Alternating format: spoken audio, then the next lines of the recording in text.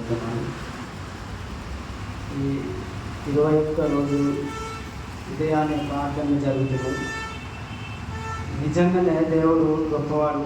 నేను అనుకున్నాను, ఇంకా అక్కకి చెప్దామని అనుకున్నాను.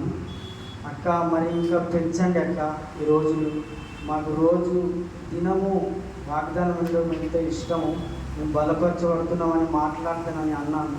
కానీ ఆశ్చర్యం ఏం జరిగిందంటే, ఈ శుక్రవారం దినము నాకు ఫస్ట్ షిఫ్ట్ ఉండే, దీన్ని ఆల్రెడీ జాయిన్ అయ్యాను. మా వాళ్ళు కూర్చోమని మా వాళ్ళు కూర్చున్నారు.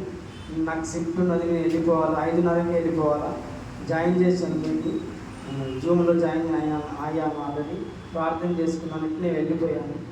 ఎంత ఆశ్చర్యం జరిగిందంటే 8:30 మధ్యాహ్న కాల సమయంలో ఆ లిక్విడ్ మరి డేంజర్, అది బాగా డేంజర్. అంటే ఇట్లా మన శరీరం మీద పడితే మాత్రం మొత్తం పొక్కలు పడతాయి, ఇట్లా రంధ్రాలు పడతాయి. అసలు లిక్విడ్ అది యాసిడ్ తయారైంది.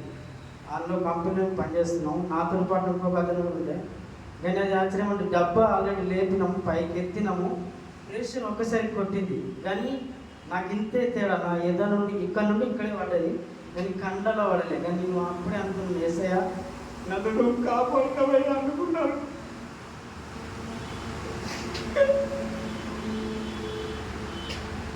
ఇది ఎవరు కూడా చెప్పలేదు.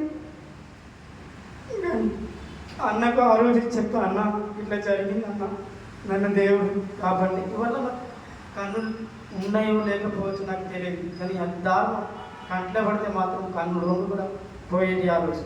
కానీ దేవుడు కాపాడు. అక్క కూడా ఎంతో ప్రార్థన చేస్తుంది, అక్క కూడా ఎంతో ప్రార్థన చేస్తుంది.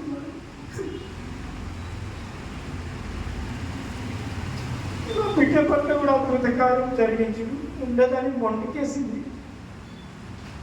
డిగ్రీ ఆర్మీ కాలేజీలో ఆ రోజు ప్రేయర్ ఉండే, గుడికి మీటింగ్ ఉండే. ఆ రోజు జైరాబాద్లో అక్కకు ఫోన్ చేయడం జరిగింది. అక్క ఇట్లా ఏడుస్తుంది అక్క, బిడ్డ మరి అక్క వెళ్ళాలన్నా ఎక్క అంటే వద్దు అది శోధన, ఏం కాదు నువ్వు రా ప్రార్థన కంటే. వాళ్ళు ప్రార్థనకి వెళ్ళిపోయిన అక్కడ దేవుడు అద్భుత కార్యం చేసిన ఆ బిడ్డ పట్ల. ఈ చిన్న సాక్ష్యం దేవుడు జీవించిన కాక అక్కకు అన్నకు నా వందనాలు.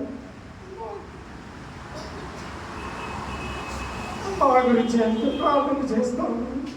నిజంగానే ఇటువంటి దైవజనం దొరుకులు మా అదృష్టం. ఎందుకంటే ఇక్కడ వచ్చినప్పుడు మాకు ఎవరు తెలియదు.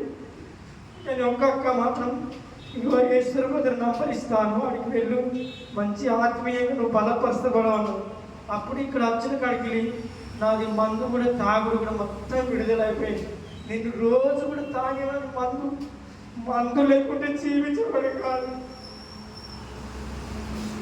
అసలు దేవుడు అన్న ప్రార్థన ద్వారా, అక్క ప్రార్థన ద్వారా నా హృదయాన్ని ఎంతో బలపరుచున్నాడు. నా బిడ్డల పట్ల, నా కుటుంబం పట్ల మీరందరూ ప్రార్థన చేస్తున్నారు, ఇంకా చేయాలని వేడుకుంటున్నాను.